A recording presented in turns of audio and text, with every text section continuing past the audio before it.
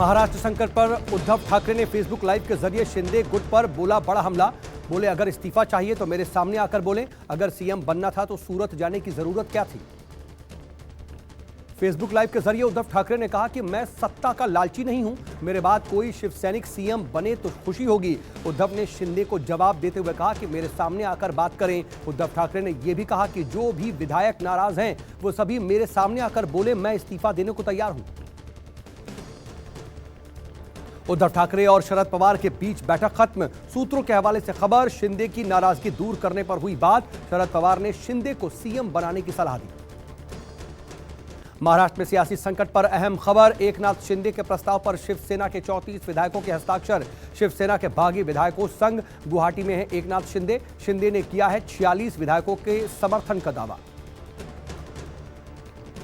शिंदे ने अजय चौधरी की नियुक्ति को चुनौती दी है। शिवसेना के विधायक दल के नेता हैं अजय चौधरी। शिंदे ने विधानसभा डिप्टी स्पीकर को चिट्ठी लिखी। 16 एमएलए ने अजय चौधरी को नियम के विरुद्ध चुना। महाराष्ट्र में सियासी भूचाल के बीच उद्धव कैबिनेट की बैठक हुई। बैठक में शिवसेना के सिर्फ एक मंत्री मौजूद रहे और शिवसेना से मंत्री सुभाष देसाई बैठक में शामिल हुए। कैबिनेट बैठक में एनसीपी कांग्रेस के सभी मंत्री मौजूद रहे। बताया जा रहा है कि कैबिनेट बैठक तकरीबन 20 मिनट तक चली। वर्चुअल बैठक में उद्धव आत्मविश्वास से भरे दिखाई दिए। महाराष्ट्र में जारी सियासी संकट के बीच कैबिनेट बैठक के बाद उद्धव ठाकरे का पहला बयान सामने आया। मौजूदा हालात पर चर्चा करते हुए उद्धव ने कहा कि मैं देखता हूं आगे क्या होता है। बता दें कि कैबिनेट की बैठक में 8 मंत्री शामिल नहीं हुए। बैठक में शामिल नहीं होने पर सदस्यता जाने की बात कही गई थी। महाराष्ट्र में सियासी संकट के बीच पुणे में देवेंद्र फडणवीस के पोस्टर लग चुके हैं। इन पोस्टर्स में लिखा है कि फडणवीस फिर मुख्यमंत्री बनेंगे। महाराष्ट्र में सियासी उठापटक चरम पर है। उद्धव सीएम बने रहेंगे या फिर बीजेपी के हाथ में जाएगी महाराष्ट्र की बागडोर, अभी इंतजार करना होगा। सियासी उठापटक के बीच कांग्रेस नेता प्रमोद कृष्णम ने उद्धव से मांगा इस्तीफा। प्रमोद कृष्णम ने कहा, बाल ठाकरे की विरासत का सम्मान करते हुए सीएम पद छोड़ दे उद्धव, मराठा गौरव और नैतिक मूल्यों के लिए इस्तीफा दे दें। प्रदेश कांग्रेस पर्यवेक्षक कमलनाथ कांग्रेस विधायकों के साथ उन्होंने बैठक की। बैठक में 43 विधायक मौजूद रहे। बाला साहब थोराट और के साथ उनके घर पर कांग्रेस विधायकों की बैठक हुई। बैठक के पहले कमलनाथ ने कहा, सौदे की राजनीति है, ये अच्छा नहीं है। कांग्रेस विधायक बिकाऊ नहीं है। महाराष्ट्र के सियासी संकट के बीच शिवसेना शिंदे के बीच पोस्टर वॉर भी देखने को मिला। शिवसेना नेता संजय राउत के आवास के बाहर शिंदे को धमकाते हुए पोस्टर लगाए गए। पोस्टर में लिखा है कि तेरी बादशाहत 4 दिन की, हमारी बादशाहत खानदानी। बताया जा रहा है कि बैनर शिवसेना पार्षद दीपमाला बढ़े ने लगाया है।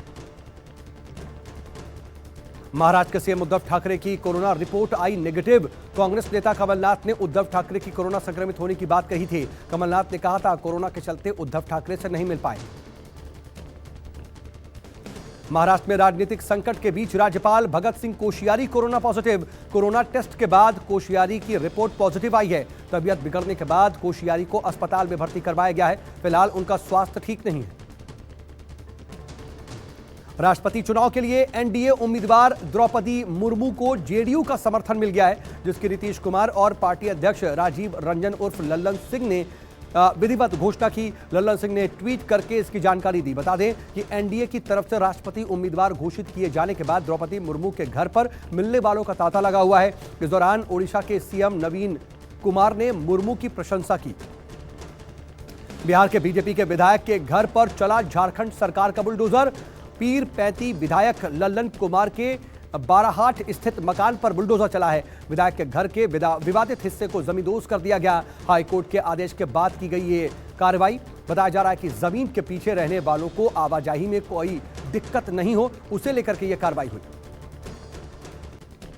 ईडी की पूछताछ पर बोले राहुल गांधी, कहा ईडी से पूछताछ एक छोटा मामला है, बेरोजगारी और अग्निपथ जरूरी मुद्दे हैं। राहुल ने कहा, ईडी और ऐसी एजेंसियां मुझ पर दबाव नहीं बना सकती, मेरे साथ पूरी कांग्रेस पार्टी खड़ी है। सरकार पर हमले बोलते हुए राहुल ने कहा, आप एक नेता को थका सकते हैं, करोड़ों कार्यकर्ताओं को नहीं। सच्चाई कभी थकती नहीं, झूठ थकता है।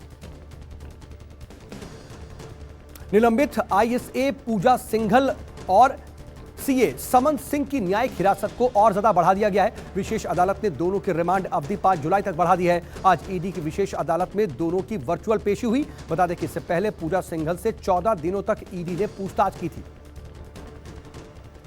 और नेता प्रतिपक्ष तेजस्वी यादव के नेतृत्व में आज बिहार में महागठबंधन ने राजभवन में मार्च किया। अग्निपथ योजना की वापसी की मांग को लेकर के महागठबंधन ने पैदल मार्च किया है।